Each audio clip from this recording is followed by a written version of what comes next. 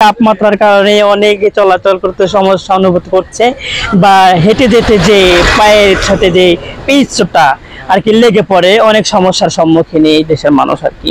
দুপুরবেলায় অনেক তাপ যখন পড়ে তখন এই পিচগুলো গলে যায়, পিচগুলো গলে গেলে স্যান্ডেল গুলা লেগে ধরে, হাঁটতে সমস্যা হয় এবং গাড়ি যখন যায় গাড়ির চাকাগুলো চার চার শব্দ হয়, চাকার মধ্যে পিচগুলো লেগে যায়, খালে পায় তো হাঁটাতে না, অনেক তাপ থাকে তখন পিচগুলা গইলে একদম একদিক দিয়ে আরেক দিকে চলে যাবে।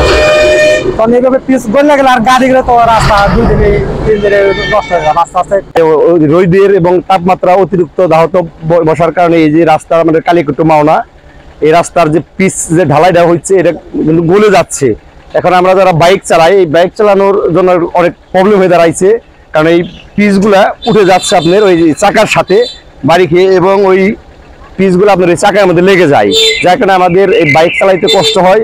কিন্তু এই ব্রেকের কারণে ওই স্লিপ হয়ে মানে পিচ গলে যাওয়ার কারণে স্লিপ হয়ে গিয়ে মানে ও পড়ে গেছে, পড়ে যায় পা ভেঙে গেছে। অতিরিক্ত পিচ মাত্রা দেওয়ার কারণে এটা আমাদের এখন বর্তমান প্রবলেম হইতেছে। আমরা আপনার যে রাস্তাটা দেখতে পাচ্ছেন, এই রাস্তাটায় এই কয়েকদিন হয় 1 বছর আগে রাস্তাটার ফায়ার কাজ হয়েছে, কিন্তু আমার মনে হয় যে কাজ অনেক নিম্নমানের হয়েছে, যে কারণে পিচটা গলে গেছে।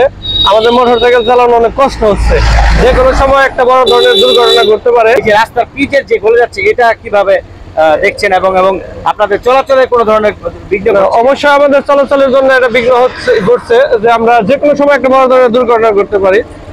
চাকার সাথে আপনার হচ্ছে এই পিচটা উঠে যাচ্ছে। গাড়িগুলি চলতে আমাদের ব্রেক করলে অনেক সময় মানে পিছলে যায়, আমাদের সমস্যা হয়। মানে দুর্ঘটনার সামনে কোনো গাড়ি থাকলে বা নিচ থেকে পিছু উঠে গেলে আমাদের টাকার ক্ষতি হয়, অনেক সমস্যা ফেস হতে হয়। প্রচন্ড রোদের তাপমাত্রার কারণে পিচগুলো গলে যাচ্ছে, এই জন্য আমাদের চালাতে কষ্ট হচ্ছে গাড়ি।